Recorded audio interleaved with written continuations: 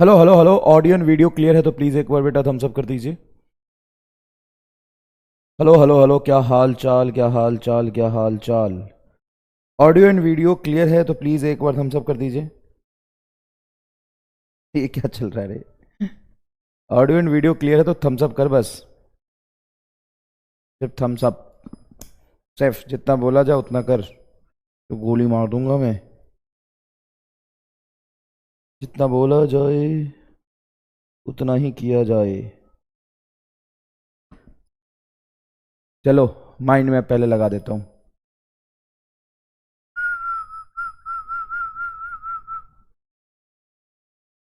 MBA की class चला तू। एमबीए का माइंड मैप लगा, तू बता। तेरा बैच कौन सा है यार? ये मिलता नहीं है बैच। बता भाई। एमबीए की क्लास चला दूं, एमबीए की।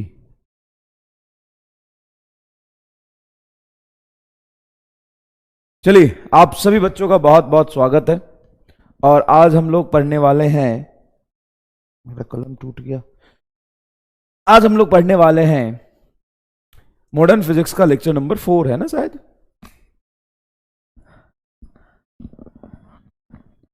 चलिए, रिवीजन लेक्चर भाई। क्या बोलूं मैं। Revision lecture main class schedule में नहीं पढ़ा सकते। मेन क्लास शेड्यूल में रिवीजन लेक्चर नहीं करा सकते। आपको रिवीजन लेक्चर हम कराएंगे, लेकिन वो रिवीजन लेक्चर का क्लास अलग से शेड्यूल होगा। ये कल तुम्हारा ये टेस्ट है तो यार पहले पता क्यों नहीं लगा? कल ही पेपर है क्या? ये बताओ, कल ही पेपर है क्या? गर्मी लग रहा है यार। कल ही पेपर है क्या?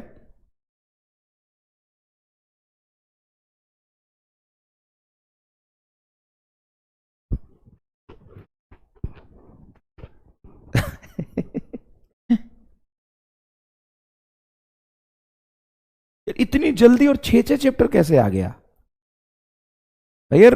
एआईटी होता है तो 2 चैप्टर आता है, 3 चैप्टर आता है। पूरा फिजिक्स कौन आता? पूरा ही फिजिक्स हो गया, आधा फिजिक्स हो गया। 3 साल। लाजवाब। यस। ये तो आधा फिजिक्स हो गया यार। ये तो अपने भरोसे पेपर दो। 2 चैप्टर पूछता है कोई, 3 चैप्टर पूछेगा, आधा फिजिक्स। अब आधा फिजिक्स 1.5 घंटे में मैं क्या रिवीजन करा दूंगा बता।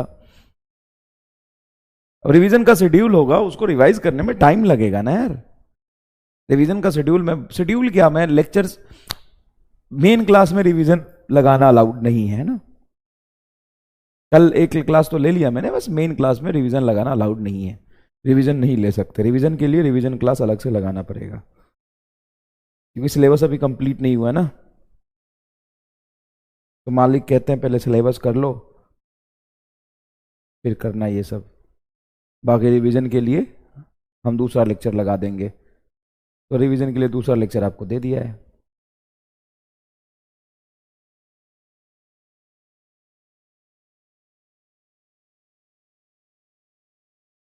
Overnight class? जब पूरी नाइट क्लास करेगा तो सुबह पढ़ेगा क्या, ये बता। पूरी नाइट क्लास करेगा तो सुबह क्या पढ़ेगा? चल, आज की क्लास का ड्यूरेशन थोड़ा छोटा रखता हूँ।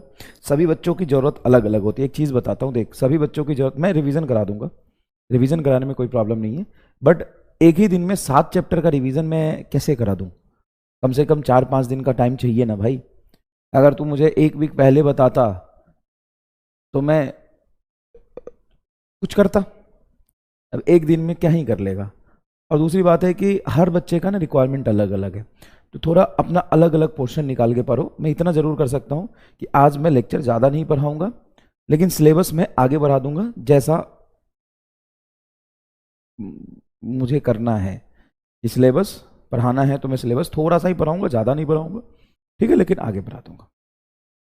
ठीक है, ठीक है। तो आइए पढ़ते हैं dual nature of radiation and matter का लेक्चर नंबर। ये कौन सा है? Dual nature and radiation and matter का। कल का लेक्चर तो रिवीजन में चला जाएगा, लेकिन ये नहीं जाएगा। तो ये लेक्चर नंबर 4 है, आई गेस। 2 3 4, हाँ guess, I guess lecture number 4 है। तो आज हम लोग क्या पढ़ेंगे लेक्चर नंबर 4 में? आज हम लोग पढ़ेंगे de Broglie wavelength. De Broglie wavelength, de Broglie wavelength. लोग क्या पढ़ेंगे? De Broglie wavelength. पूरा रिवीजन करा दूंगा भाई। 7-8 लेक्चर इतने, जब हम 100 लेक्चर ले सकते हैं तो 7-8 लेक्चर लेने में क्या बुराई है? बता, नहीं दिक्कत क्या है? बताओ बता बता ना, तू मुझसे ये बता। वो पूरा ऑप्टिक्स करा दूंगा मैं, पूरा ऑप्टिक्स में दोबारा पढ़ा दूंगा। बता, जब देख सिलेबस बहुत अच्छे टाइम पे खत्म हो गया, हम लोग 1 महीने लगभग लगभग आगे चल रहे हैं। जब हम लोग 1 महीने आगे चल रहे हैं, जब मैं 100 लेक्चर पढ़ा सकता हूँ, एक बात बताना, जब मैं 100 लेक्चर पढ़ा सकता हूँ तो 8 लेक्चर पढ़ाने में मुझे क्या कष्ट है? और कोई दिक्कत हो रही नहीं? मैं 8 लेक्चर पढ़ा दूंगा, कोई समस्या नहीं है। कोई ऐसा तो नहीं कि 100 लेक्चर पढ़ा सकते लेकिन 8 नहीं पढ़ा सकते। जब 100 पढ़ा सकते तो 8 भी पढ़ा सकते हैं, 10 भी पढ़ा सकते हैं।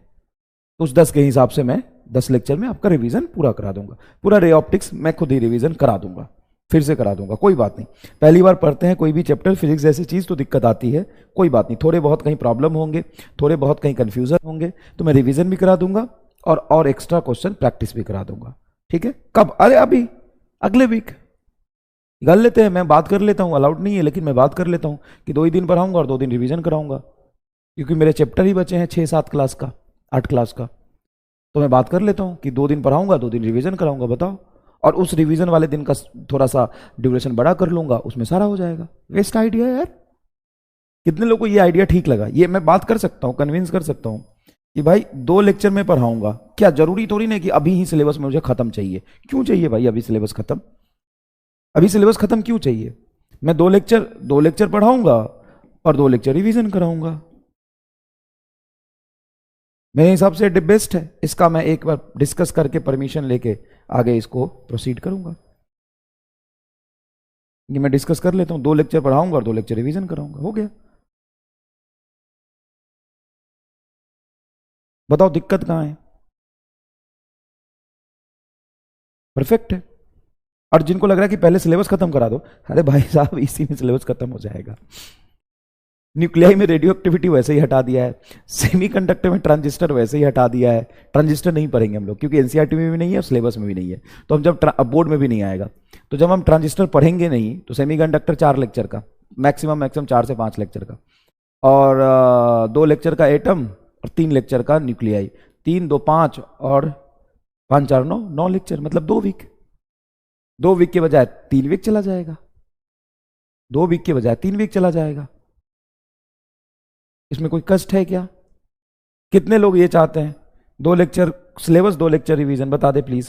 पोल करा लेते हैं ना, पोल तो इसी समय सबसे ज्यादा काम आता है। ठीक है ना, पोल करा लेते हैं। ये ऑप्शन ए है, मतलब ऑप्शन ए ये दोनों मिला के, सॉरी। तो option A yes, option B no, option C don't know. बताओ, जो न्यूट्रल होंगे वो डोंट नो बोल देना कि चलो जैसा आप लोगों को करना है कर लो, जैसा बच्चे कह रहे हैं करो। Option A yes, option B no, option C don't know. I don't know what to do, I don't know what to do.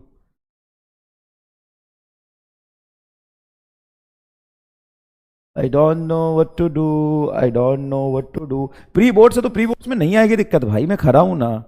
कब है प्री बोर्ड्स? डेट बता। बोर्ड्स भी है तो नहीं आएगी दिक्कत भाई बोर्ड्स में। उसके बाद 11th भी करा दूंगा, चल।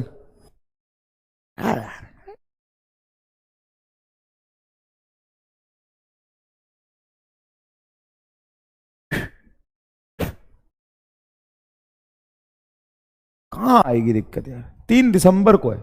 3 दिसंबर, 1 दिसंबर, 29 नवंबर, 15 नवंबर तक किसी भी हालत में बुढ़िया बिस्तर बांध दूंगा तेरा। और तू तो कह रहा है 15 दिसंबर, 15 नवंबर, 29 नवंबर, 30 नवंबर। अरे यार क्या बात कर दी। तो उसके लिए तो रिवीजन जरूरी है ना, उसके लिए तो रिवीजन जरूरी है ना। प्री बोर्ड्स है तो उसके लिए रिवीजन जरूरी है ना। तो अच्छी बात है कि मैं सिर्फ सिलेबस ही नहीं खत्म कर रहा हूँ, सिलेबस खत्म करने के साथ साथ रिवीजन भी करा देता हूँ। चलो, तो ऑप्शन ए मैं नहीं जानता हूं, मैं कुछ फैसला नहीं ले रहा, सब कुछ डिपेंड करता है तुम्हारे पे। चलो, option C I don't know, मतलब 8% जनता नहीं जानती है, 80% जनता कह रही है यस। खत्म, डिस्कशन का मतलब ही नहीं बचा। अब वैसे भी तुम होम ट्यूशन तो पढ़ नहीं रहे हो, 80% जो जनता कह रही है वो कह रही है, क्लियर है, 80% जनता जो कह रही है वो कह रही है, खत्म। चलिए फिर आगे बढ़ते हैं। Which one among the following shows particle nature of light, इनमें से कौन सा phenomena particle nature of light को शो करता है, इसमें से कौन सा phenomena particle nature of light को शो करता है, ठीक है। Which one among the following shows particle nature of light, photo electric effect particle nature of light को शो करता है, इंटरफेरेंस वेव नेचर से प्रूफ होता है, मैकेनिकल नॉन मैकेनिकल दोनों से प्रूफ हो जाता है, रिफ्रैक्शन वेव नेचर से प्रूफ होता है, पोलराइजेशन ट्रांसवर्स वेव नेचर से प्रूफ होता है, लॉन्गिट्यूडनल वेव से प्रूफ नहीं होता है ट्रांसवर्स, लेकिन है तो वेव, तो ये तीनों क्या होते हैं, वेव। और फोटो इलेक्ट्रिक इफेक्ट तुम्हारा कौन सा है, पार्टिकल नेचर है। अब इससे बाद एक सवाल पैदा लेता है, इसके बाद एक सवाल पैदा लेता है कि why wave theory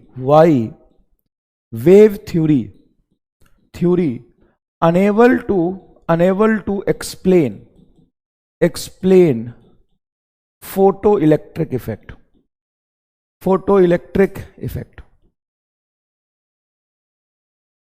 Why wave theory unable to explain photoelectric effect? Wave theory photoelectric effect को क्यों एक्सप्लेन नहीं कर पा रही थी, क्या दिक्कत था वेव थ्योरी में? According to wave theory,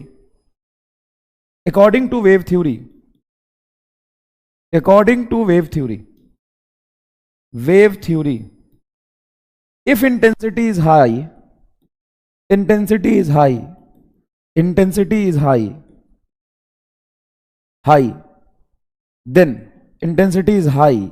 then energy is high, क्योंकि इंटेंसिटी का मतलब क्या है, total energy falling per unit area per unit time, तो इंटेंसिटी बराबर टोटल एनर्जी बटा area upon time. Intensity high है तो एनर्जी हाई है, तो high intensity due to high intensity photoelectric effect must occur. Photoelectric effect must occur, मतलब होना चाहिए। बट यहां पे फोटो इलेक्ट्रिक इफेक्ट का होना इंटेंसिटी पे डिपेंड ही नहीं करती है। अगर आपकी critical frequency, but in photo electric effect if frequency is frequency of light less than threshold frequency,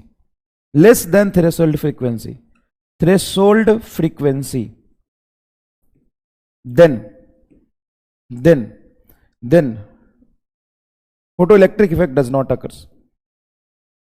Photoelectric effect does not occur. However, the intensity is high. Intensity is high. अगर तुम्हें ज्यादा अच्छा अंग्रेजी आता है तो अपने हिसाब से इस कंसेप्ट को लिख लेना, हो सकता है मेरी अंग्रेजी अच्छी ना हो। तो वेव थ्योरी कहता है कि जो लाइट फॉल होगा उस लाइट का एनर्जी वेव थ्योरी के अकॉर्डिंग वेव फ्रंट के फॉर्म में आएगा, और वेव फ्रंट जब फॉल करता है तो जितनी ज्यादा इंटेंसिटी होगी उतनी ज्यादा एनर्जी होगी। तो अगर इंटेंसिटी हाई तो एनर्जी हाई तो वहां से इलेक्ट्रॉन निकलना चाहिए। But in photo electric effect if frequency of light is less than threshold frequency of light is less than threshold frequency, then photoelectric effect does not occurs. However, intensity is high. Intensity मैं कितनी भी ज्यादा कर दूं, intensity भी मैं कितनी भी ज्यादा कर दूं, इंटेंसिटी में कितनी भी हाई कर दूं, बहुत ज्यादा इंटेंसिटी कर दूं, लेकिन अगर फ्रीक्वेंसी क्रिटिकल फ्रीक्वेंसी से कम है तो फोटो इलेक्ट्रिक इफेक्ट होगा ही नहीं। तो ये एक पहला एक्सप्लेनेशन है। दूसरा, वेव थ्योरी कहता है कि लाइट जब फॉल करता है तो वेव फ्रंट के रूप में लाइट फॉल करता है, वेव फ्रंट के फॉर्म में लाइट फॉल करता है। वेव थ्योरी में लाइट कैसे आता है, लाइट वेव फ्रंट के फॉर्म में आता है। तो वेव फ्रंट के फॉर्म में जब लाइट आएगा तो यहां पे एनर्जी एक्युमुलेट होगा और वो एनर्जी एक्युमुलेट होके वर्क फंक्शन के बराबर आएगा, और तब जाके यहां से इलेक्ट्रॉन इजेक्ट होंगे, तब जाके यहां पे इलेक्ट्रॉन्स क्या हो जाएंगे, इजेक्ट होंगे। तो there must be a time lag between coming of light and ejecting of electron. falling of light and ejecting of electron. There must be a time lag. According to wave theory, there must be a time lag.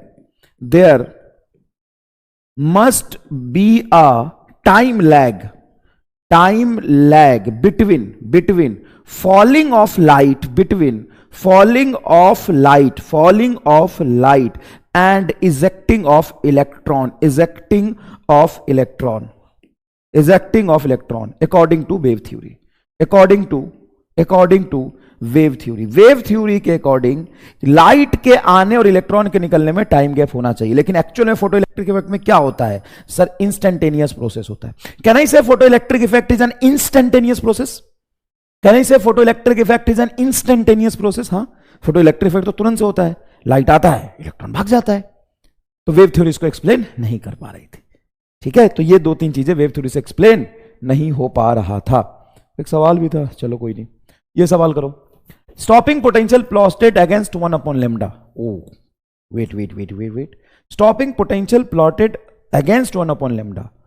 Okay, और ये metal 1 के लिए, metal 2 के लिए graph बनाए. तो metal A1 में B gold and metal 2 में बी सीजियम. यार ये सवाल तो उस पे हो गया कि गोल्ड एंड सीजियम तो डिपेंड करता है कि उस दोनों का वर्क फंक्शन कितना होगा. ये तो डेटाबेस सवाल हो गया, रटने वाला हो गया. चलो पहले अपन तो ग्राफ समझते हैं. जब एनर्जी आता है, फोटोन एनर्जी लेके आता है और फोटोन अपनी पूरी एनर्जी इलेक्ट्रॉन को दे देता है. इलेक्ट्रॉन उसको वर्क फंक्शन में खर्च कर देता है और बाकी बचा हुआ काइनेटिक एनर्जी के फॉर्म में लेके जाता है. तो अगर हम माने कि कोई कोलिजन नहीं हुआ तो मैक्सिमम काइनेटिक एनर्जी जाएगा. इस फॉर्मूले को हम लिख सकते हैं, एनर्जी ऑफ फोटोन को लिख सकते हैं H C by lambda. Phi को रहने देते हैं. काइनेटिक एनर्जी को हम लिख सकते हैं ईवी नॉट. स्टॉपिंग पोटेंशियल को रहने देते हैं, फाई को उधर ले जाते हैं. तो E V naught is equal to होगा S C by lambda minus phi. Just phi को इधर ले गया बस, ई को नीचे उतार दो. तो वी नॉट बराबर होगा S C by lambda E minus phi by E. अगर मैं यहां पे ग्राफ प्लॉट कर रहा हूं वी नॉट और 1 अपॉन लेमडा, तो वी नॉट तुम्हारा वाई एक्सिस पे हो गया, 1 अपॉन लेमडा को हम एक्स बोल रहे हैं, तो बचा हुआ टर्म क्या होगा? H C by E minus five by. यही हुआ क्या? लेमडा का ग्राफ नहीं है, 1 अपॉन लेमडा का ग्राफ है. देखो graph between V naught stopping potential and 1 upon lambda. तो 1 अपॉन लेमडा को हम एक्स बोलेंगे ना, 1 अपॉन लेमडा को पूरे को हम क्या बोलेंगे? एक्स. तो इस ग्राफ को जब प्लॉट करोगे stopping potential versus 1 upon lambda, तो ग्राफ कैसा बनेगा सर? स्ट्रेट लाइन ही बनेगा. ग्राफ देखो स्ट्रेट लाइन बनेगा. इस ग्राफ का intercept again five by E को बताएगा. हाँ, और इसका स्लोप एस सी बाई ई को बताएगा. स्लोप किसको बताएगा? एस सी बाई ई को. स्लोप बताएगा एस सी बाई ई को. अभी भी प्लैंक कांस्टेंट होता है, स्पीड ऑफ लाइट कांस्टेंट होता है और चार्ज कांस्टेंट होता है. तो चाहे ग्राफ कोई सा भी हो, स्लोप कांस्टेंट रहेगा. तो देखो इसका थर्ड आंसर आ गया. स्लोप मतलब ये एंगल tan θ1 tan θ2 की वैल्यू बराबर होगी, चाहे तुम कोई सा भी मेटल ले लो, क्योंकि इसका स्लोप यहां पे देखो किसको बता रहा है? एस सी बाई ई को बता रहा है. मतलब इंफॉर्मेशनल बेस्ड क्वेश्चन ये बनने का नाटक कर रहा था. ये इंफॉर्मेशन डेटा बेस्ड क्वेश्चन था नहीं. तो मजा आ गया इस बात से. तो ये इंफॉर्मेशनल बेस्ड क्वेश्चन था नहीं.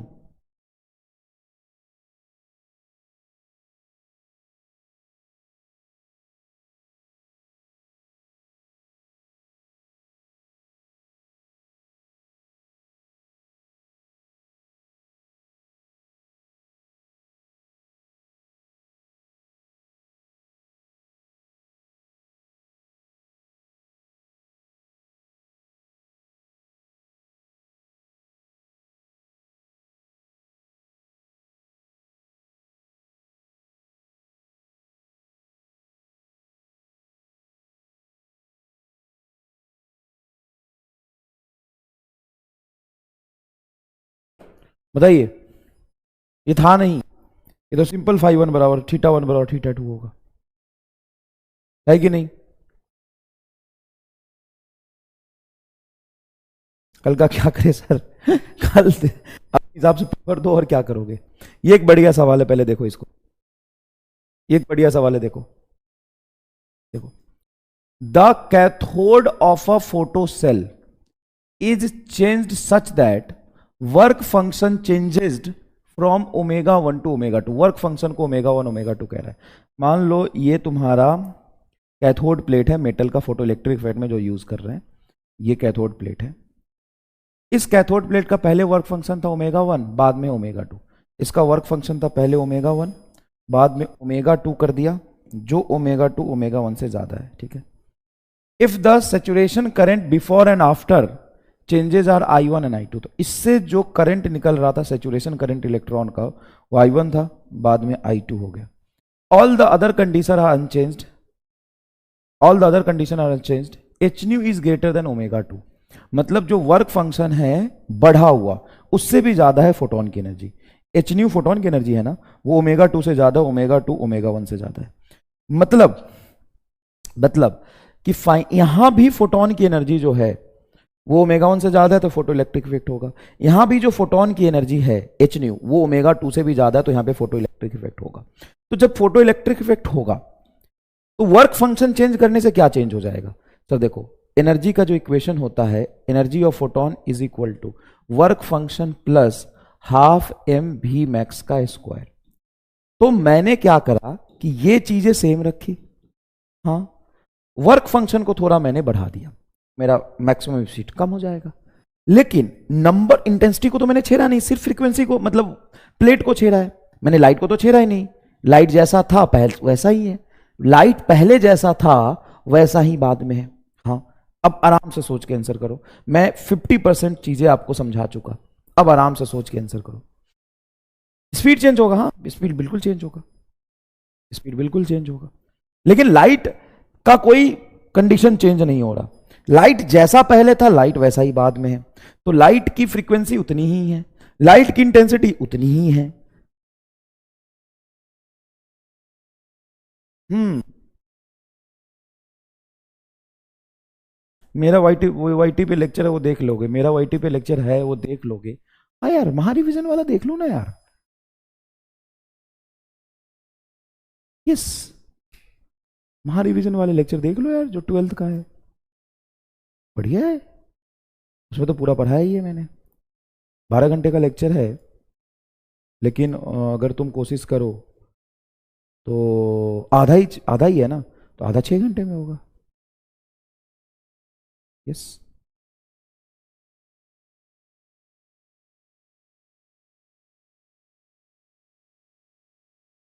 सही तो है। महारिविजन दो दो हैं, पिछले साल के भी और इस साल के भी। महारिविजन की कमी है तुम्हारे पास, देख ये आएगा आंसर फर्स्ट। क्योंकि करंट नंबर पे डिपेंड नहीं करता है, करंट नंबर पे डिपेंड नहीं करता। अरे CW चैनल पे नहीं है, ये चमन है एकदम, मेन चैनल पे है। 80% लोगों ने सही जवाब दिया, वाह यार। जनरली आधे से ज्यादा बच्चे, मतलब 70-80% बच्चे इस तरह के सवाल में कंफ्यूज रहते हैं, लेकिन तुमने सही जवाब दिया, बढ़िया बढ़िया। सर करंट क्यों चेंज नहीं हुआ? देखो, करंट किस पे डिपेंड करता है? नंबर ऑफ इलेक्ट्रॉन, और नंबर ऑफ इलेक्ट्रॉन किस पे डिपेंड करता है? Number of photon. अब नंबर ऑफ फोटोन, लाइट तो वही गिर रहा है, नंबर ऑफ फोटोन तो वही रहा, नंबर ऑफ फोटोन सेम है। यहाँ पे सिर्फ वर्क फंक्शन को चेंज किया, तो वर्क फंक्शन को चेंज करूंगा तो फोटो इलेक्ट्रिक इफेक्ट होगा कि नहीं होगा वो देखना पड़ेगा। तो लाइट की एनर्जी अभी भी तुम्हारी वर्क फंक्शन से ज्यादा है, तो फोटो इलेक्ट्रिक इफेक्ट यहाँ होगा, मतलब इलेक्ट्रॉन निकलेगा, यहाँ भी इलेक्ट्रॉन निकलेगा। नंबर ऑफ फोटोन जितने पहले थे उतने ही बाद में है, तो निकलने वाले इलेक्ट्रॉन दोनों में सेम रहेंगे, निकलने वाले इलेक्ट्रॉन सेम रहेंगे तो करंट सेम रहेगा। अच्छा सवाल है, अच्छा सवाल है, क्लियर। और फोटो इलेक्ट्रिक इफेक्ट के क्वेश्चन कराऊंगा, थोड़ा सा अपन आगे बढ़ते हैं और दूसरी चीज़ों को, दूसरे कंसेप्ट को समझते हैं। अपन ने जो बात किया था डिब्रॉगली वेवलेंथ के कंसेप्ट को समझते हैं, ठीक है भाई, डिब्रॉगली वेवलेंथ के कंसेप्ट को समझते हैं। तो चलो, ब्रीफ हिस्ट्री ऑफ लाइट में जितना आपने पढ़ा था उसमें क्या सीखा? तो ब्रीफ हिस्ट्री ऑफ लाइट में हमने सीखा कि लोग पहले बहुत कंफ्यूज थे, हाँ बहुत कंफ्यूज थे। कंफ्यूजन का बाद में रिजल्ट क्या निकला? बाद में रिजल्ट निकला कि पहले लोग ये सोचते थे कि लाइट हमारा, अगर मैं बात करूं कि कंक्लूजन, सारे कहानी का सार क्या था, तो सारे कहानी का सार ये था कि एक्चुअल में लोग कंफ्यूज हुए क्यों। अगर तुम बात करो न्यूटन साहब की, मैक्सवेल की, हाइजन की, तो ये बहुत महान लोग थे कि हमारे जैसे लोग थे भाई, ये हमारे जैसे आम इंसान होते हैं, इन सब के कैटेगरी से तो बहुत ऊपर कैटेगरी है इनका।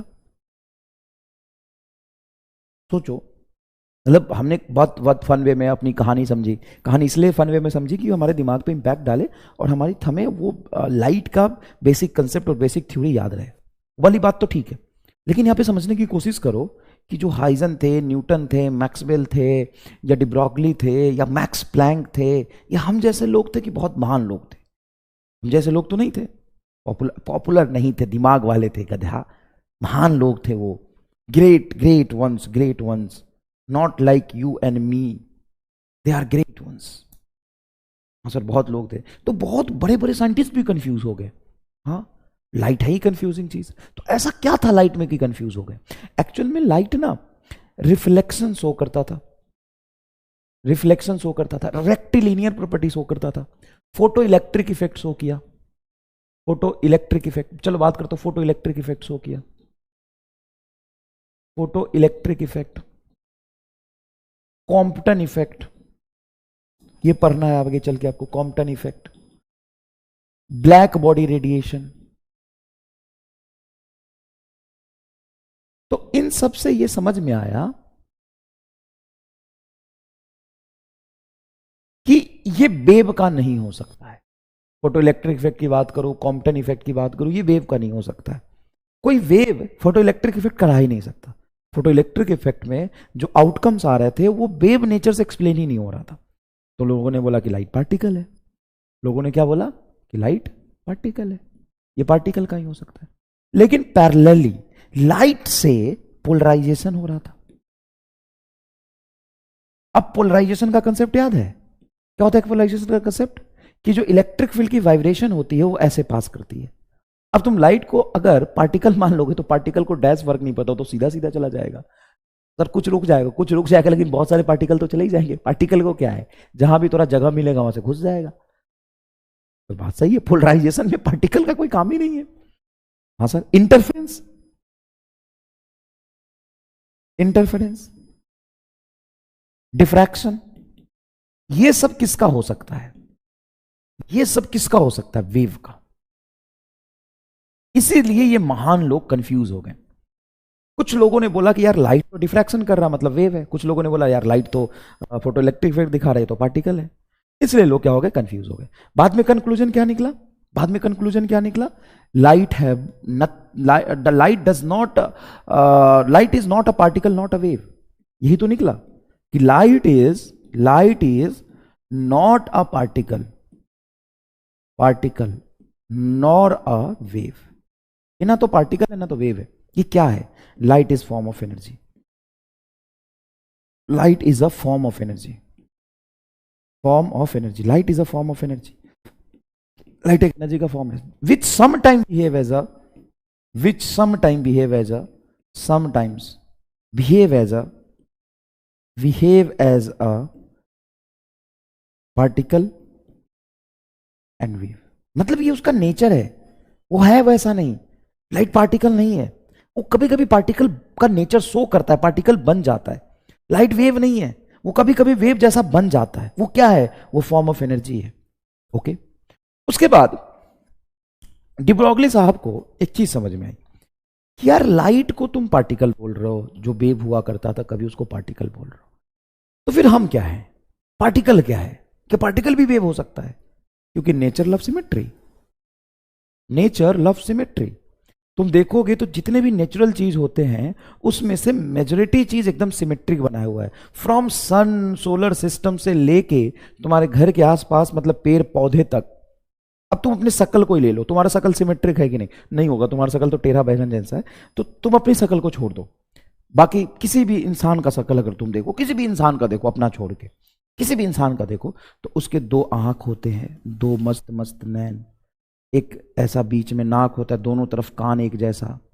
पूरी बॉडी को अगर तुम, पूरी बॉडी को अगर तुम, पूरी बॉडी को अगर तुम इस हिस्से से काट दो तो क्या ये एक्सिस ऑफ सिमेट्री हो जाएगा? जैसे सेंटर ऑफ मास में भी हम पढ़ते हैं, देखो इसको मैं एक्सिस ऑफ सिमेट्री बोल सकता हूं। तो भगवान ने इंसान को कैसा बनाया है? एकदम सिमेट्रिकल बनाया है।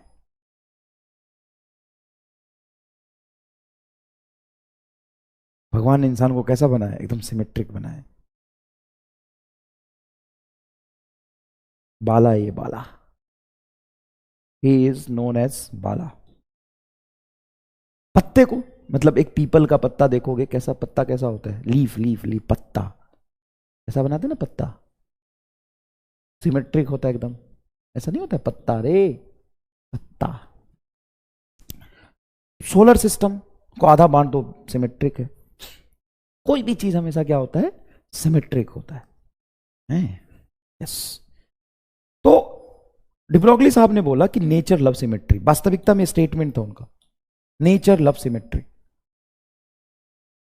डिब्रोगली साहब ने बोला nature love symmetry, nature loves symmetry, nature symmetry को प्यार करता है, वो हर चीज सिमेट्रिकल बनाता है। तो अगर लाइट वेव जैसा बिहेव कर रहा है, सॉरी, लाइट जो वेव था, पहले हम वेव ही मानते थे ना, डोमिनेटिंग, जब मैक्सवेल और हाइजन जब डोमिनेटिंग थे, तो लाइट जो वेव है उसको पार्टिकल बोल रहे हो, तो दुनिया का हर पार्टिकल है dual nature. Every matter in this universe, matter in this universe have dual nature, have dual nature, every matter in this universe have dual nature, every matter मतलब जैसे को तैसा। पहले लाइट जिसको हम वेव बोलते थे, वेव बोलते थे, उस वेव को ब्लास्ट में हम पार्टिकल जैसा मानने लगे। तो इन्होंने बोला कि फिर दुनिया का जो और पार्टिकल है उसके साथ अन्याय क्यों, जितने पार्टिकल है वो भी वेव नेचर शो करेंगे। मतलब every matter in this universe have a dual nature, ये कंसेप्ट था। एवरी मैटर, इन्होंने वेव के लिए नहीं बोला, इन्होंने बोला every matter. Every matter, matter मतलब जिसके पास रेस्ट मास हो, जिसके पास क्वांटिटी ऑफ मैटर नहीं कहते हैं, मास, कुछ मास हो, कुछ मास हो। वेव के पास मास नहीं होता, कुछ मास हो, मैटर हो, क्या हो, मैटर हो। Every matter in this universe have a dual nature. Every matter in this universe have a dual nature. And that matter, when that matter जिसके पास कुछ मास हो, पार्टिकल हो, behave as a wave. When this matter behave as a wave, then this wave is called, this wave is called matter wave. Matter wave. अब ये जो matter wave है वो longitudinal होता है कि ट्रांसवर्स होता है? अच्छा, नहीं, मैकेनिकल होता है कि नॉन मैकेनिकल होता है, ये बताओ पहले। ये ट्रांसवर्स होता है, वैसे तो ट्रांसवर्स वेव लेते हैं इसको। ये मैकेनिकल होता है कि नॉन मैकेनिकल होता है? तो ये जो मैटर वेव है वो मैटर से एसोसिएटेड एक वेव की प्रॉपर्टी है, और उसको चलने के लिए जहां मैटर जाएगा उसके साथ एसोसिएटेड वो वेव जाएगा। तो हम इसको मैकेनिकल नॉन मैकेनिकल वेव नहीं कहते, हम सीधा कहते हैं कि ये वेव है, इसको मीडियम नहीं चाहिए, medium not required. Sir why medium is not required? Why medium is not required? Medium इसलिए इसको नहीं चाहिए क्योंकि ये मैटर के साथ एसोसिएटेड वेव है, तो ये जहां जाएगा अपने आप अपना वेव नेचर लेके जाएगा। इसको मीडियम नहीं चाहिए भाई, तो नॉन मैकेनिकल हो गया ना, इसको मीडियम नहीं चाहिए।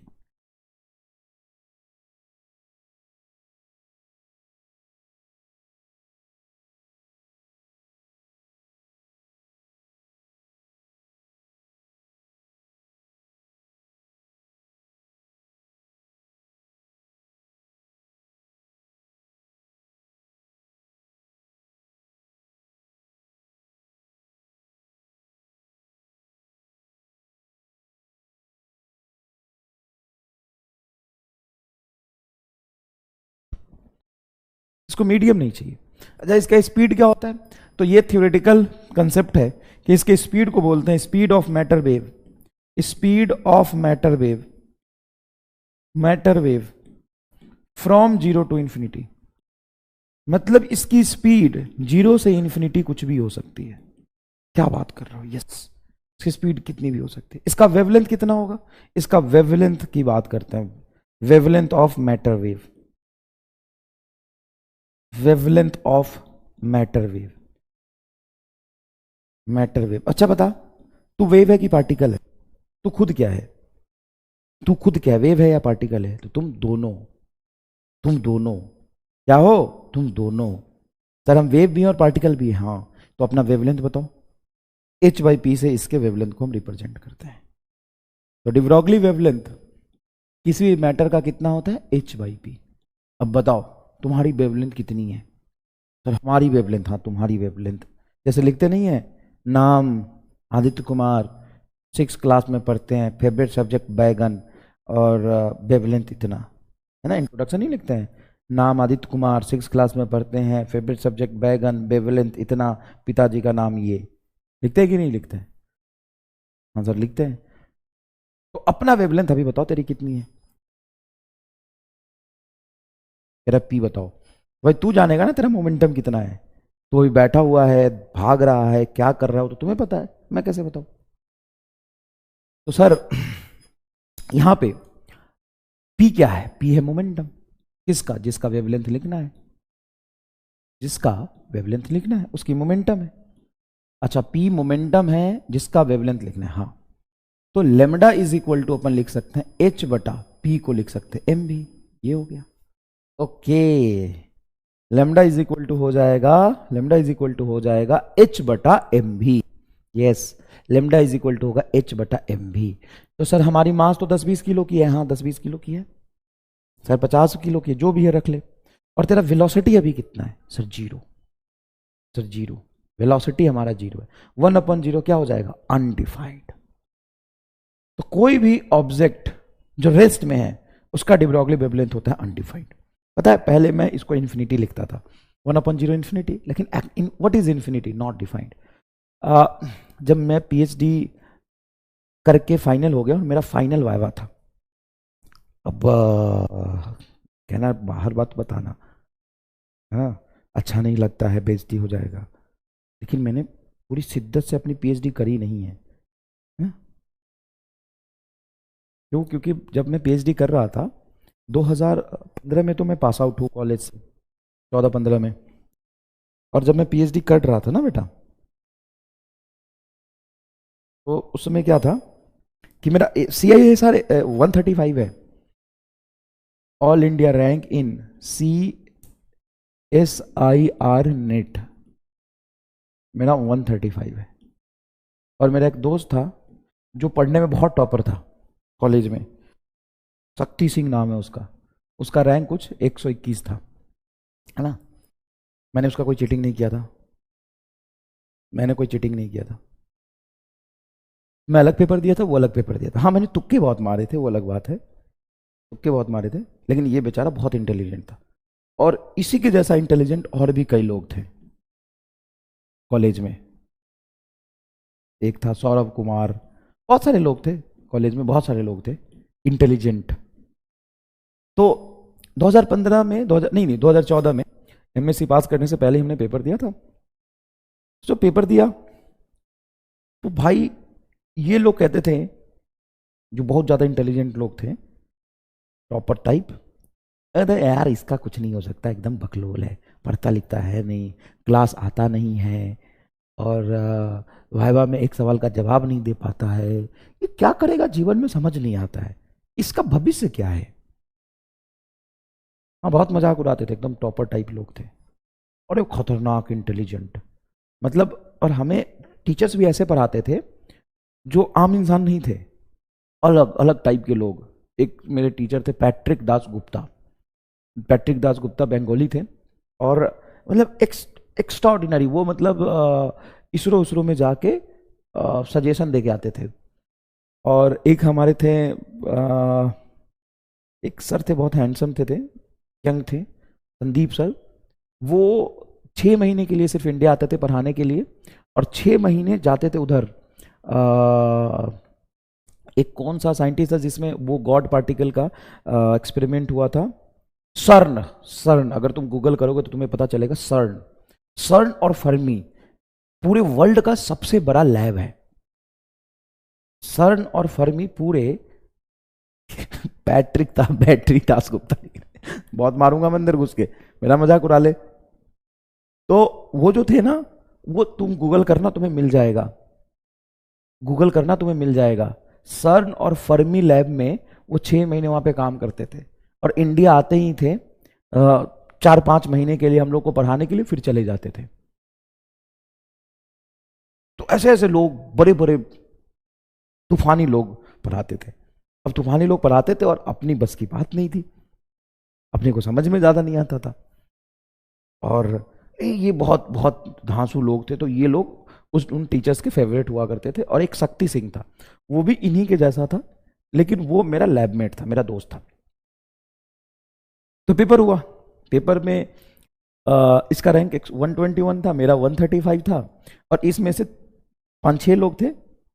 एक शशांक करके था लड़का, जो अभी भी जर्मनी में है। मतलब मेरे क्लासमेट में 70% लोग फॉरेन में हैं, सच में मजाक नहीं कर रहा। मेरे मेरे जो बैचमेंट्स थे उसमें 70% लोग बाहर से पीएचडी कर रहे हैं या पोस्ट डॉक कर रहे हैं या किसी आईआईटी में प्रोफेसर हैं, बड़े बड़े लोग, बड़े बड़े खतरनाक। तो इसमें से 8-10 लोगों में से 3-4 लोग पास नहीं कर पाए। 3-4 लोग ही पास किए, और ये पास कर गया, शक्ति सिंह पास कर गया। अभी शक्ति सिंह इंदौर में जो आरआर कैट है, वहां पे इंदौर में आरआर कैट में साइंटिस्ट है। खैर जो भी है, तो मैं पास कर गया, लेकिन मुझे रिसर्च करना नहीं था, मुझे रिसर्च करना नहीं था। लेकिन फिर यार सोचा कि क्या करे, कैसे करे। तो दिल्ली यूनिवर्सिटी में मैं अलग अलग लोगों के पास गया, यार मुझे पीएचडी करनी है, यार नहीं, टीचर्स के पास पीएचडी करनी है, लेकिन मैं आऊँगा नहीं, रेगुलर काम नहीं करूँगा। बोला कि भाग जाओ यहाँ से। उन्होंने भगा दिया, हमें भगा दिया। अब कहीं मिल नहीं पा रहा था, और तब मैंने नौकरी ज्वाइन कर लिया पढ़ाने का, नौकरी ज्वाइन कर लिया पढ़ाने का।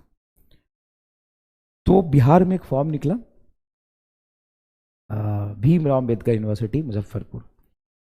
तो वहाँ पे इंट्रेंस हुआ था, 400 लोग फिजिक्स के इंट्रेंस में बैठे थे पीएचडी के लिए। मतलब वहाँ से अलग से पेपर हुआ था, मेरे पास नेट जेआरएफ था, लेकिन फिर से उनका अलग से पेपर हुआ था। उस पेपर में बिहार यूनिवर्सिटी में, उधर जाता ही कौन है, बिहार यूनिवर्सिटी में 400 लोगों में से एक ही बच्चा पास किया, वो मैं था। अब वहाँ पे पास किया, और फटाफट मैंने ढूंढा कि पीएचडी में एडमिशन ले लेते हैं, पास कर गया तो। क्योंकि मैं एडमिशन दिल्ली यूनिवर्सिटी में भी ले सकता था, बीएचयू में भी ले सकता था, आईआईटी में भी ले सकता था, जवाहरलाल नेहरू यूनिवर्सिटी में नहीं ले सकता था, वहाँ का अलग एंट्रेंस होता है, वो एंट्रेंस में दिया भी नहीं था। तो मैं सोचा कि पीएचडी कर लेता हूँ, अब पीएचडी कर लेता हूँ। तो गया मैं वहाँ पे, और बोला कि सबसे बढ़िया और सेटिंग वाला मास्टर कौन सा है, उससे मिलवाओ। सेटिंग वाला मास्टर, सेटिंग वाला मास्टर मतलब अब एक ही बच्चा पास किया हो तो उसकी इज्जत अलग लेवल पे होती है, उसकी इज्जत अलग लेवल पे होती है। तो एकदम मैं गया, मैंने बताया कि मैं ही वो पास किया। तो उसमें से कई सारे प्रोफेसर थे, उन्होंने बताया, अलग अलग लोगों से मिला, बोले मेरे से कर लो, मेरे से कर लो। कि नहीं यार, ऐसा मास्टर बताओ जो एकदम इंटेलिजेंट हो, जो आधा से ज़्यादा काम खुद कर दे, तो बहुत पैसे लेगा तो चलेगा, आगे कुछ नहीं बोलूँगा। मेरा काम पढ़ाने का था ना, उस पीएचडी में नहीं था इंटरेस्ट। तो उसके बाद मैंने बातचीत किया, थोड़ा बहुत काम किया, और रिसर्च रिसर्च रिसर्च रिसर्च, ज़्यादा नहीं बोलूँगा। फिर पेपर पब्लिश हुआ, मेरे नाम पे कई रिसर्च पेपर पब्लिश हुए, और आगे नहीं बोलूँगा।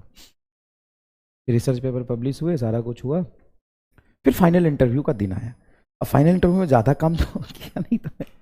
उसने सवाल पूछे, इतना खतरनाक खतरनाक सवाल, मेरा दिमाग ही घूम गया। फिर 8-10 लोग उस पैनल में बैठे थे, भाई साहब फेल कर दिया मुझे, फेल कर दिया मुझे। और उसमें ये सवाल पूछा था जो मुझे अभी याद आया, इसलिए मैं आपसे बता रहा हूं। उन्होंने पूछा था, अगर आप रेस्ट में बैठे हो तो आपका डिब्रोगली वेवलेंथ क्या होगा? मैंने बोला इनफाइनाइट। भाई साहब जो मुंह बनाया और चिल्लाया, ये पढ़े हो, ये तुम्हें पीएचडी की डिग्री चाहिए, मतलब तुम डॉक्टर बनोगे, तुम डॉक्टर अपने नाम के आगे डॉक्टर लिखोगे, और रेस्ट में जो ऑब्जेक्ट रखा है उसका डिब्रोगली वेवलेंथ इनफाइनाइट बोल रहे हो तुम अपने नाम के आगे डॉक्टर लगाओगे? मजाक चल रहा है यहां पे, मजाक चल रहा है यहां पे। अगर ऑब्जेक्ट रेस्ट में तो उसका डिब्रोगली वेवलेंथ इनफाइनाइट होगा। घबरा गया। और फिर कई सारे, मतलब कुछ भी सवाल पूछने, कुछ भी खतरनाक खतरनाक एकदम हायर क्लास से, रिसर्च से।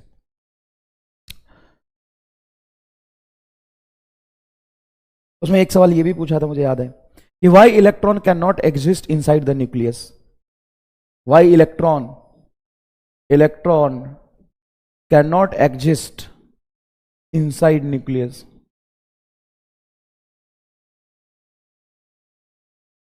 और भाई 8-10 लोगों ने जो मेरा बेइज्जती किया, 8-10 लोगों ने मेरा बेइज्जती किया, वहां से भगा दिया। फिर मैं बैठ के पढ़ा अपना रिसर्च पेपर पूरा अच्छे से, फिर मैंने उस पर काम किया। 2018 की बात है, कोविड की बात नहीं है, 2018 की बात है, 2018-19 की बात है। फिर बैठ के मैंने काम किया, अच्छे से पढ़ा अपना पूरा रिसर्च पेपर, फिर उस पर क्या क्या लिखा था सब ठीक किया। फिर दोबारा इंटरव्यू हुआ 6 महीने बाद मेरा, भगा दिया उन्होंने। मैं मुंह छिपा के भाग आया वहां से। मेरा गाइड भी बोल रहा था, तुमको बोला था सब पढ़ने के लिए, ऐसे ही चले आए उठ के मुंह उठा के, कुछ भी नहीं पढ़ा, क्या बोल रहे हो यार। ये बात तुमको बताइए, ये बात आपस में रहनी चाहिए, बेइज्जती हर जगह नहीं कराना है ना, ठीक है। ये बताओ, why electron can not exist inside nucleus. Due to repulsion. अबे रिपल्सन नहीं, जब इलेक्ट्रॉन अंदर घुसेगा तो प्रोटॉन तो उसको अट्रैक्ट ही कर रहा है, रिपल्सन कहां से आ गया, अट्रैक्शन है ये तो उस अट्रैक्शन की वजह से अंदर क्यों नहीं घुस जाता है, बताओ तुम बताओ।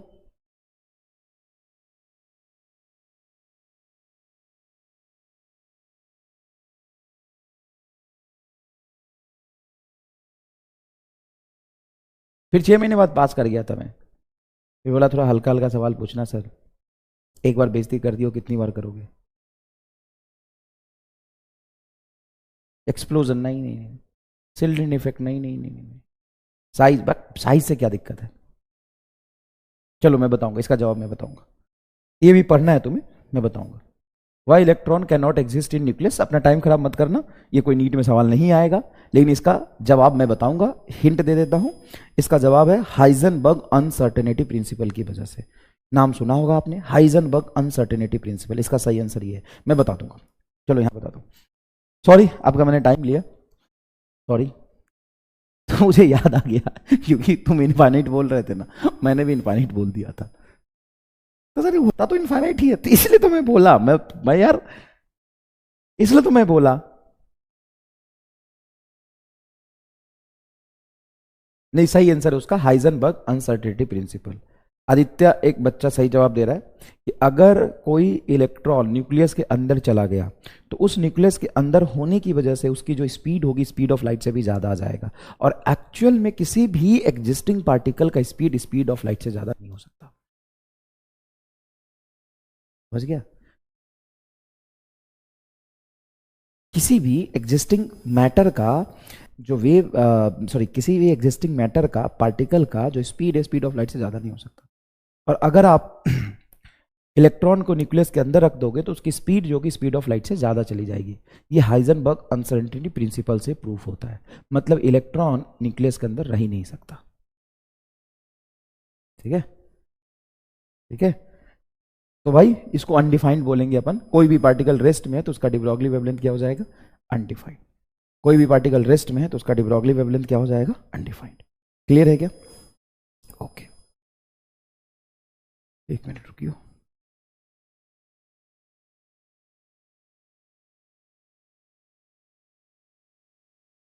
चलो यहां देखो, यहां देखो।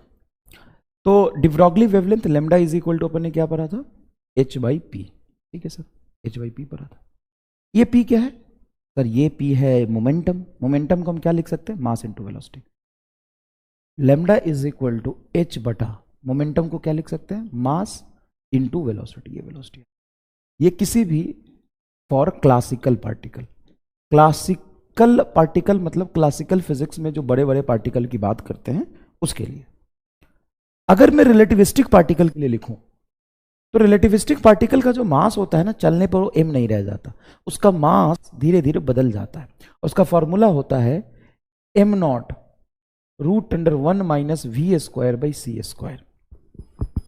नहीं, M divided by rest mass बटा 1 minus V square by C square into momentum होगा mass into velocity into V. ये आएगा, ये आएगा। जो भी पार्टिकल मोशन में होता है ना, अरे यार अभी तो सेट किया था, इसको क्या हो गया? मूविंग मास जो पार्टिकल का होता है वो होता है एम नॉट बटा root under 1 minus V square by C square. Sir ये मल्टीप्लाई में होता है कि डिवाइड में? ये टर्म डिवाइड में आता है, डिवाइड में आता है। तो किसी भी रिलेटिविस्टिक पार्टिकल के लिए डी ब्रॉगली वेवलेंथ क्या हो जाएगा सर? एच बटा मूविंग मास क्या लिखेंगे? एम नॉट बटा root under 1 minus V square by C square into V. ये किसके लिए आ गया? For relativistic particle. आज तक नीट में इससे सवाल नहीं आया। रिलेटिविस्टिक पार्टिकल मतलब small and fast moving, small and fast moving. इसको सिंपल भाषा में मैं बोल देता हूं कि इलेक्ट्रॉन प्रोटॉन न्यूट्रॉन के लिए, छोटे पार्टिकल के लिए। किसके लिए? छोटे पार्टिकल के लिए, ठीक है। और ये डिवीजन में ही आता है बेटा, ठीक है। ये अभी तक नीट में नहीं आया है, लेकिन ऐसा होता है इसलिए मैंने लिख दिया है। अच्छा मान लो कि मैं डी ब्रॉगली वेवलेंथ लिख रहा हूं, lambda is equal to H by P, momentum है ये, ठीक है। ये एच बाई पी है। पी को मैं काइनेटिक एनर्जी के टर्म्स में क्या लिख सकता हूं? पी को मैं काइनेटिक एनर्जी के टर्म्स में क्या लिख सकता हूं?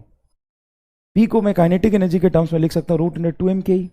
जैसे यहां पे h बटा, तुम जानते हो, तुमने वर्क एनर्जी पावर में पढ़ा, पी को रूट अंडर 2m के ही लिख सकता हूं क्या? बोलो हाँ कि ना।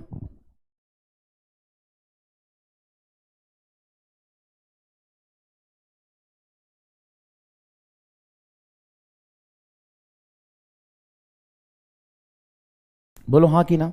रूट अंडर 2m के ही लिख सकता हूं क्या? हाँ। अच्छा तुम इलेक्ट्रोस्टैट में काइनेटिक एनर्जी का एक फॉर्मूला पढ़े हो, बताओ क्या पढ़े हो? सर काइनेटिक एनर्जी का फॉर्मूला पढ़े इलेक्ट्रोस्टैट में, K is equal to E into V, H बटा root under 2m kinetic energy को q इंटू डेल्टा वी तो लिख सकते हैं ना, जहां पे q है चार्ज और डेल्टा वी है पोटेंशियल। हाँ, in for charge particle in potential, for charge particle in potential difference, in potential difference. किसी चार्ज पार्टिकल को पोटेंशियल डिफरेंस में रख दोगे तो सर ऐसे तो एक काम और कर सकते हैं, जैसे डी ब्रॉगली वेवलेंथ होता है lambda is equal to H by P, P को हम लिखते हैं एम बी। हाँ, अब किसी भी चार्ज पार्टिकल को अगर इलेक्ट्रिक फील्ड में रख दोगे तो उसकी वेलोसिटी कितनी डेवलप होगी? अगर किसी चार्ज पार्टिकल को इलेक्ट्रिक फील्ड में रख दोगे तो, अगर किसी भी चार्ज पार्टिकल को इलेक्ट्रिक फील्ड में रख देते हो, एच बटा एम इंटू वी, वी को लिख सकते हैं फोर्स क्यू ई बटा mass M into T. Charge particle is release in electric field, charge particle is released in electric field। Charge particle is released in electric field. Charge particle को electric field में हमने क्या कर दिया? रख दिया है। अगर किसी चार्ज पार्टिकल को इलेक्ट्रिक फील्ड में रख दोगे तो उसमें फोर्स कितना लगेगा? याद करो, motion of charge particle in electric field Q E, और क्यू बटा टाइम क्या हो जाएगा? एक्सीलरेशन। एक्सीलरेशन जो टाइम क्या हो जाएगा? किसी टाइम पे वेलोसिटी। तो किसी भी टाइम पे उसका मोमेंटम तो ऐसे लिखोगे ना, मास इंटू वेलोसिटी, मास इंटू ये। सर एम से एम ये कट जाएगा, अच्छी बात पकड़े हो। तो लेमडा क्या बचेगा? एच बटा क्यू ई टी। सर एकदम simple and sweetie, simple and sweetie, देखो ये बनेगा। लेकिन अगर उसको प्रोजेक्ट करोगे तो सर, प्रोजेक्ट करोगे तो lambda is equal to H बटा एम भी, और v हो जाएगा तुम्हारा initial velocity v naught plus Q E by M into T. ये तब होगा जब आप उसको क्या कर रहे हो? प्रोजेक्ट कर रहे हो, प्रोजेक्टेड इन इलेक्ट्रिक फील्ड। अगर इलेक्ट्रिक फील्ड में आप क्या कर रहे हैं? प्रोजेक्ट कर रहे हैं। तो इस पर नीट में सवाल पूछा है बेटा, उससे इससे तीनों से पूछा है। अच्छा, एक मिनट। अगर किसी चार्ज पार्टिकल को मैग्नेटिक फील्ड में फेंक देते हो तो उसमें भी तो तुम जानते हो कि वो सर्कुलर पाथ में घूमता है, और एम बी स्क्वायर भी आर बराबर होता है क्यू वी भी। हाँ, अगर कोई चार्ज पार्टिकल मैग्नेटिक फील्ड में घूम रहा है, अगर कोई चार्ज पार्टिकल मैग्नेटिक फील्ड में घूम रहा है, हाँ घूम रहा है, तो अगर कोई चार्ज पार्टिकल मैग्नेटिक फील्ड में घूम रहा है तो उसको घुमाने के लिए नेसेसरी सेंट्रीपिटल फोर्स कितना लगता है? सर एम बी स्क्वायर भी आर। वो किसके बराबर होता है? Q B we. सर यहां से वी स्क्वायर से भी काट दोगे तो वी बचेगा, एम बी क्या हो गया? मोमेंटम। तो पी इज इक्वल टू मैं लिख सकता हूं क्यू बी इंटू आर। तो यो तो लेमडा इज इक्वल टू हो जाएगा एच बटा पी, और पी की जगह पे लिख सकता हूं Q B R. Oh my god, this is a very much beautiful formula for charge particle in magnetic field, for charge in magnetic field. अगर कोई चार्ज पार्टिकल मैग्नेटिक फील्ड में सर्कुलर पाथ पे घूम रहा है तो उस पर भी डी ब्रॉगली वेवलेंथ का सवाल पूछा जा सकता है। यस, नीट में पूछा हुआ है। सर गजब, सर एक मिनट, गैसियस मॉलिक्यूल अगर टी टेम्परेचर पे है तो उसकी काइनेटिक एनर्जी को लिख सकते हैं 3/2 केवीटी बोल्ट्जमैन कांस्टेंट के टर्म्स में। हाँ सर, हाँ सर। तो लेमडा इज इक्वल टू हो जाएगा h बटा root under 2m। Kinetic energy gaseous molecule का होता है 3/2 केबीटी। हाँ सर, मोनो एटॉमिक गैस के लिए। अरे सही पकड़े हो। तो ये 2 से 2 काट दूंगा तो ये बचेगा क्या सर, एक मिनट, h बटा 3m KBT, 3m KBT. Important ये है कि temperature inversely proportional to root T होगा। सर एकदम सही बात पकड़े हो। अच्छा अच्छा, एक मिनट एक मिनट, तूने उसमें एटम में पढ़ा होगा कि अगर कोई इलेक्ट्रॉन nth ऑर्बिट में है तो उसकी काइनेटिक एनर्जी कितनी होती है sir? Root under 2m kinetic energy होती है sir 13.6 divided by n square. Yes, तो n स्क्वायर रूट्स के बाहर जाएगा, n हो जाएगा, तो ये बनेगा nh बटा रूट अंडर 13.62 से मल्टीप्लाई होगा तो 27.2 इंटू मास ऑफ इलेक्ट्रॉन। ये है D Broglie wavelength of electron. क्या है? DBROGLI, D Broglie wavelength of electron in nth orbit, in nth orbit. Yes, जैसे जैसे नंबर ऑफ ऑर्बिट बढ़ेगा डी ब्रॉगली वेवलेंथ बढ़ेगा। ये क्या है? D Broglie wavelength for gaseous molecule, molecule gaseous molecule. Yes sir. अच्छा, ये वाला डी ब्रॉगली वेवलेंथ बेटा, अगर मैं एग्जैक्टली इलेक्ट्रॉन के लिए देखूं, सिर्फ इलेक्ट्रॉन के लिए बात करूं, तो यहां पे देखो ये h है, ये मास ऑफ इलेक्ट्रॉन, ये चार्ज ऑफ इलेक्ट्रॉन, ये सब इलेक्ट्रॉन के लिए फिक्स होगा, पोटेंशियल डिफरेंस अलग आएगा बस। तो अगर मैं सभी चीज को रख के सॉल्व करूं तो lambda is equal to exactly solve करके आता है इलेक्ट्रॉन के लिए। अगर इलेक्ट्रॉन को डेल्टा वी से एक्सीलरेट करूंगा तो यह आ जाता है 12.27 एंगस्ट्रम बटा root under delta V potential difference. सही कह रहे हो सर। अगर प्रोटॉन के लिए करोगे तब सर, प्रोटॉन के लिए अगर मैं करूंगा, अगर मैं अल्फा पार्टिकल के लिए करता हूं, अल्फा पार्टिकल के लिए, alpha particle is the 2 proton 2 neutron. Yes, alpha particle के लिए करूंगा तो एच की वैल्यू अल्फा के लिए तो एच ही होगी, मास अल्फा का रखूंगा और चार्ज अल्फा का रखूंगा, तो ये सबसे कम आएगा। क्यों सबसे कम आएगा? क्योंकि de Broglie wavelength inversely proportional to mass. Yes, de Broglie wavelength inversely proportional to mass. कहां गया? ये रहा, देखो देखो, de Broglie wavelength inversely proportional to mass, de Broglie wavelength inversely proportional to charge. Yes, अगर मैं बात करूं इलेक्ट्रॉन, प्रोटॉन, ड्यूट्रॉन और अल्फा पार्टिकल, अगर मैं चार पार्टिकल की बात करूंगा, अगर मैं आपके सामने 4 पार्टिकल की बात करूं, 4 पार्टिकल की बात करूं, एक बात करूं अल्फा पार्टिकल। क्या होता है अल्फा पार्टिकल? ये मैं इलेक्ट्रोस्टैट में ही आपको बता चुका हूं कि 2 प्रोटॉन 2 न्यूट्रॉन का कॉम्बिनेशन होता है। अगर मैं आपसे ड्यूट्रॉन की बात करूं तो ड्यूट्रॉन जस्ट अल्फा पार्टिकल का आधा ही तो है, एक प्रोटॉन एक न्यूट्रॉन। प्रोटॉन की बात करूंगा तो प्रोटॉन क्या होता है बेटा? प्रोटॉन होता है एक प्रोटॉन बस। और इलेक्ट्रॉन की बात करूंगा तो इलेक्ट्रॉन का मास तो जानते हो कि मास ऑफ इलेक्ट्रॉन सबसे कम होता है। एक बात बताओ, अगर मैं चारों को कंपेयर करूंगा तो सबसे कम डी ब्रॉगली वेवलेंथ किसका आएगा? एक डेल्टा वी सेम पोटेंशियल पे।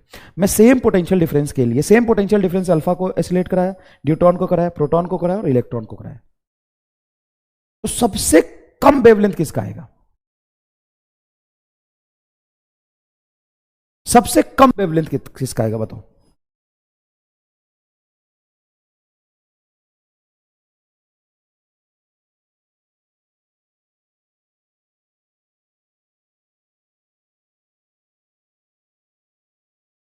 सबसे कम वेवलेंथ किसका आएगा बताओ?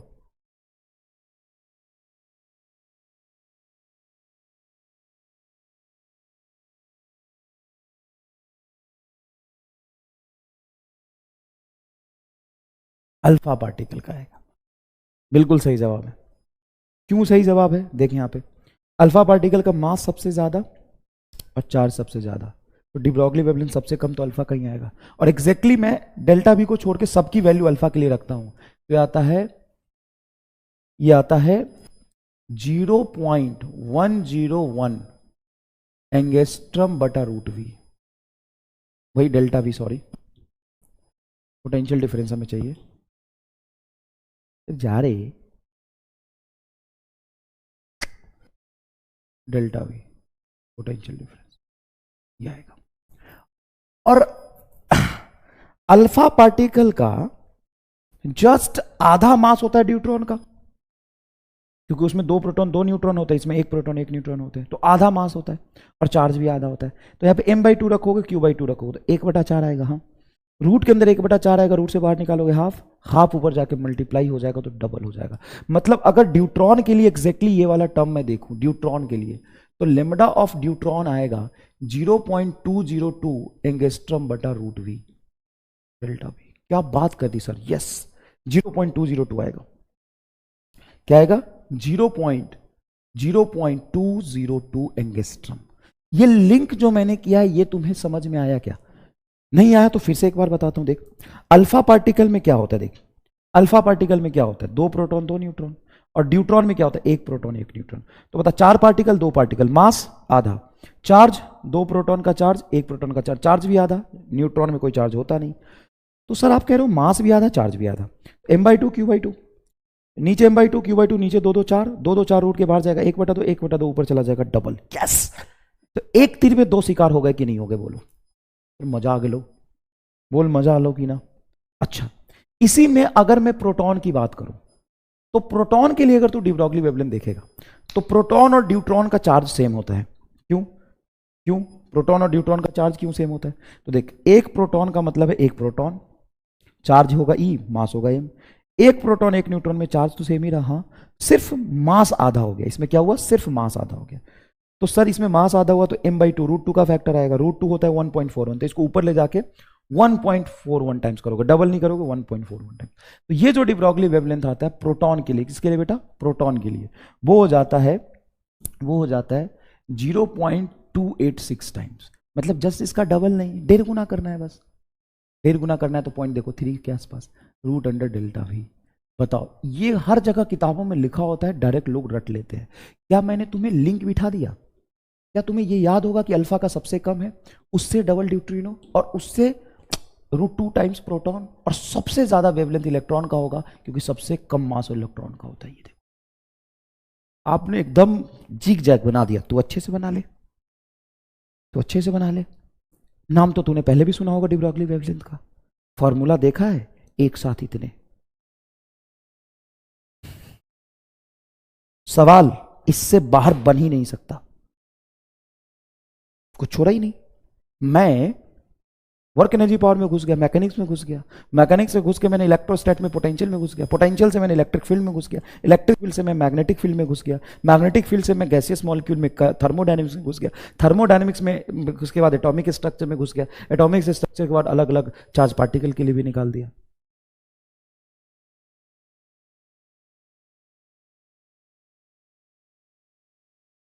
देखा है कहीं?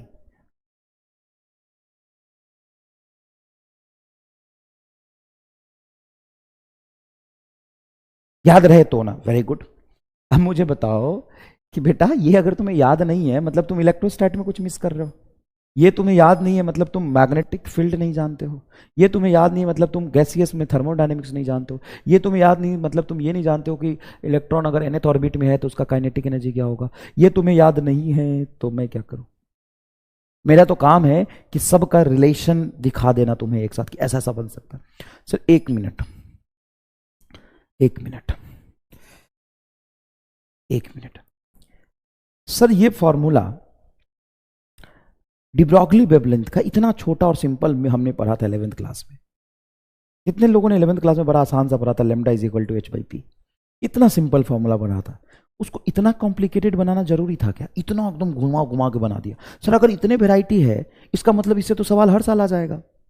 यस, 99% टाइम्स पिछले 10 साल के पेपर में ये 9 बार सवाल पूछा है।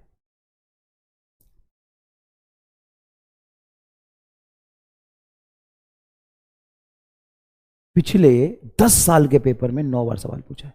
बात लॉजिकल करी मैंने कि सर ऐसा कह रहे हो मतलब यार इतनी वैरायटी अगर फॉर्मूले की है तो हर साल सवाल पूछ लेगा इस पर। तो हाँ, हर साल ही पूछते हैं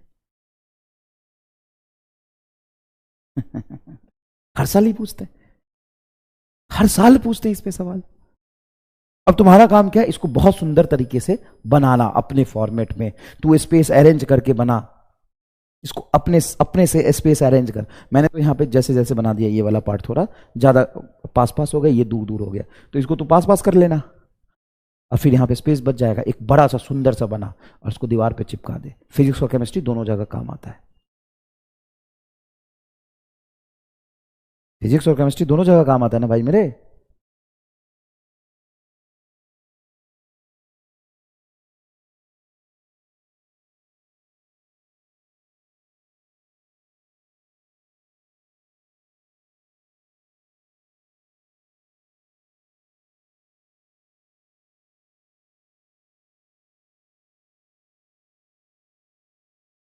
बता। ठीक है, अच्छे से बनाना। और जो सबसे ज्यादा सुंदर तरीके से बनाएगा उसको 10 रुपए इनाम में मिलेंगे। जो मुझे सबसे सुंदर बना के भेजेगा, सबसे ब्यूटीफुल डायग्राम, बूटूफुल डायग्राम जो भेजेगा उसको 10 रुपए मिलेंगे। रुपए कैश, कुरकुरे खा लेना। चलिए देख। Find the ratio of velocity of the proton and alpha particle if the de Broglie wavelength of both the particle is same. बढ़िया सवाल है। अल्फा पार्टिकल है लिखना था। बढ़िया सवाल है। क्या सवाल, समझो अच्छे से, कैसे करना वो भी बताता हूं। Find the ratio of velocity, find the ratio of velocity of the proton and alpha particle. मतलब प्रोटॉन और अल्फा पार्टिकल की वेलोसिटी का रेशियो चाहिए। If the de Broglie wavelength of both the particle is same. अगर इनका de Broglie wavelength दोनों का क्या है, सेम है, वेलोसिटी पूछा है ना, तो लेमडा ऑफ प्रोटॉन बराबर लेमडा ऑफ अल्फा पार्टिकल बता रहा है ये। हाँ सर, लेमडा ऑफ प्रोटॉन को लिख सकते हैं h बटा mass of proton into velocity of proton बराबर h बटा mass of alpha. Mass of alpha होता है 4 गुना mass of proton into velocity of alpha.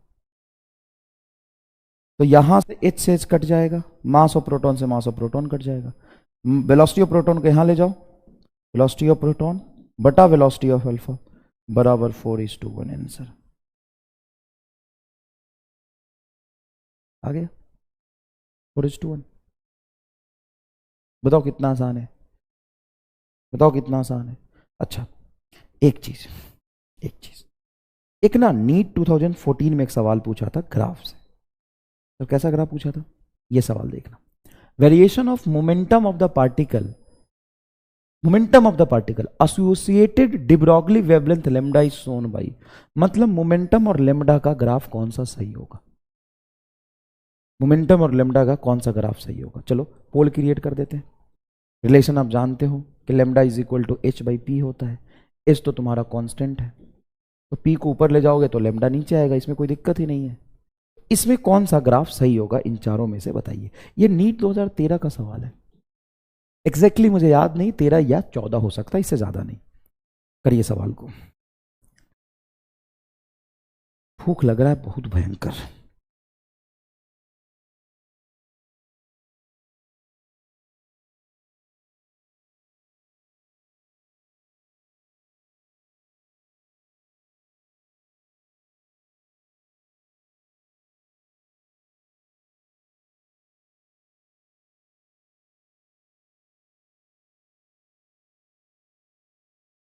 भूख लग रहा है बहुत भयंकर।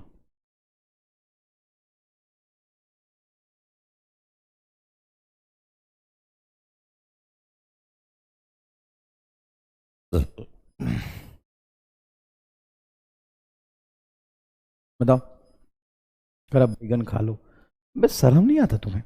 ये तो ग्राफ ही गलत है, इसका तो कोई सेंस ही नहीं है। एग्जामिनर ने जो सवाल बनाया था वो चाहता था तुम्हें गिफ्ट देना, इसका तो कोई सेंस नहीं है। सर लेमडा और पी डायरेक्टली प्रोपोर्शनल तो है नहीं, पैराबोलिक तो बनेगा नहीं, पहला ही ऑप्शन सही है,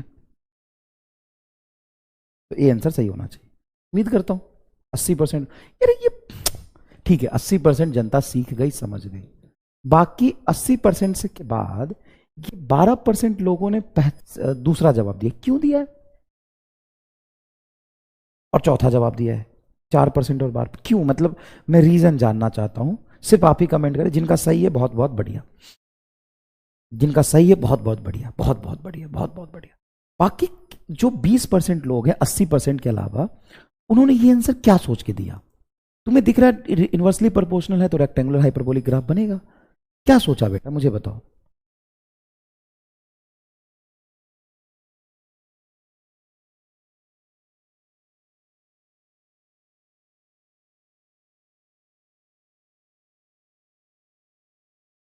बताओ क्या सोच के जवाब दिया, सिर्फ वही बताएंगे मुझे।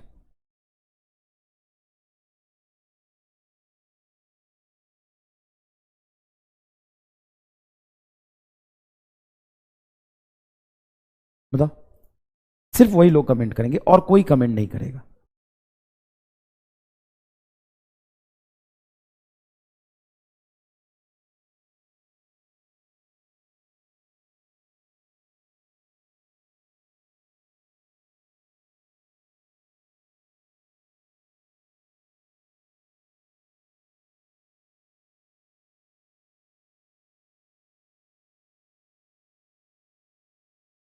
समझ नहीं आया, ठीक है।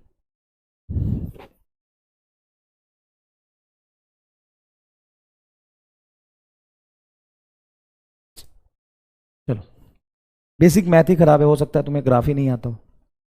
ठीक है, देख जब भी कोई रेक्टेंगुलर हाइपरबोलिक रिलेशन हो तो ग्राफ ये पूछे। चल एक इसका एक जोरदार एमआर स्टार बता देता हूं मैं तुम्हें। डिब्रोगली वेवलेंथ से रिलेटेड कोई भी ग्राफ हो, चाहे वो डिब्रोगली वेवलेंथ वर्सेस मोमेंटम पूछे, या डिब्रोगली वेवलेंथ वर्सेस मास पूछे, डिब्रोगली वेवलेंथ वर्सेस वेलोसिटी पूछे, de Broglie wavelength versus kinetic energy पूछे, इलेक्ट्रिक फील्ड पूछे, मैग्नेटिक फील्ड पूछे, टेम्परेचर पूछे, कुछ भी पूछे, ग्राफ रेक्टेंगुलर हाइपरबोलिक होगा। चल झंझट ही खत्म, छोड़ दे, तू ये रट ले, ऐसा होगा ऐसा। क्या बात करना हो, फार्मूला तो इतना ज्यादा था। अगर ये बात समझ आ गई होगी तो कमेंट बॉक्स में आग लगा दे, खत्म। फिर एक सेकंड में ही आपने मामला साफ कर दिया। हाँ, जितने भी ग्राफ बनेंगे सब रेक्टेंगुलर हाइपरबोलिक, छोड़ तू छोड़, रट ले जा। सर कैसे?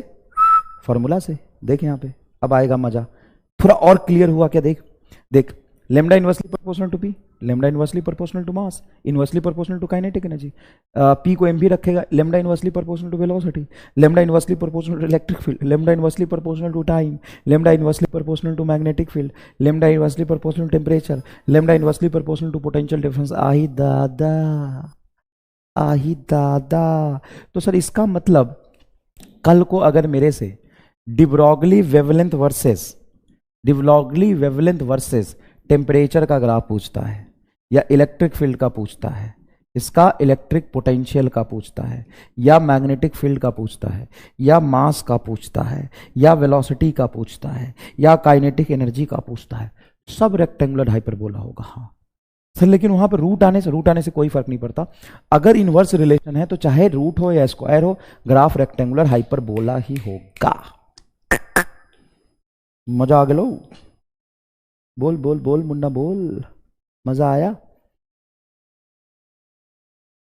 कुछ भी पूछे रेक्टेंगुलर हाइपरबोला, यस, कुछ भी पूछे रेक्टेंगुलर हाइपरबोला। ले, ये बहुत बढ़िया सवाल है, इसको करते हैं आप, इसको करते हैं आप।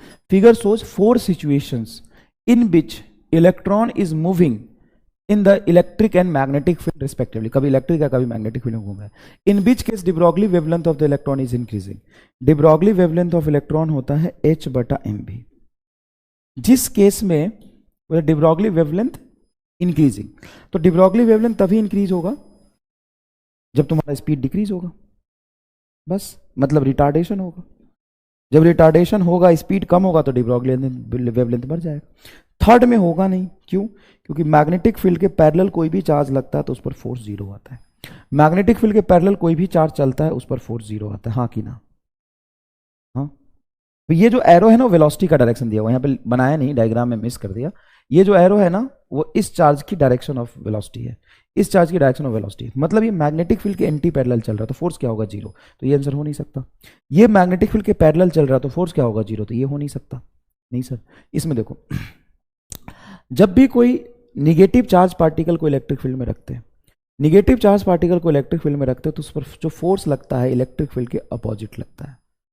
जो फोर्स लगता है वो इलेक्ट्रिक फील्ड के अपोजिट लगता है। जब फोर्स इलेक्ट्रिक फील्ड के अपोजिट लगेगा तो यहाँ पे क्या होगा? यहाँ पे होगा तुम्हारा रिटार्डेशन। और अगर ये रिटार्डेशन हुआ, क्या हुआ यहाँ पे? अगर ये रिटार्डेशन हुआ तो इसकी स्पीड होगी कम, और स्पीड कम होगी तो डिब्रोगली वेवलेंथ बढ़ जाएगी। तो इस केस में क्या दिक्कत है? इस केस में इलेक्ट्रिक फील्ड पीछे है। अब ये चार्ज पार्टिकल कहीं भी जाए, इलेक्ट्रिक फील्ड की वजह से निगेटिव चार्ज पर जो फोर्स लगता है वो इलेक्ट्रिक फील्ड के अपोजिट लगता है, मतलब क्यू इधर फोर्स लगेगा, जिधर फोर्स इधर वेलोसिटी, तो वेलोसिटी बढ़ जाएगी, वेलोसिटी बढ़ जाएगी तो डिब्रोगली वेवलेंथ क्या होगा, घट जाएगा, डिब्रोगली वेवलेंथ क्या होगा, घट जाएगा। बढ़िया और इंटरेस्टिंग सवाल था। De Broglie wavelength of the particle accelerated with 150 volt, potential is 10 to the power minus 10 metre, find the de Broglie wavelength of particle if the accelerated by इतना। अच्छा, बहुत बढ़िया। De Broglie wavelength root under potential difference के proportional होता है। 150 volt पे de Broglie wavelength इतना है। अब पोटेंशियल को तुमने 150 से क्या कर दिया, 600, मतलब 4 गुना।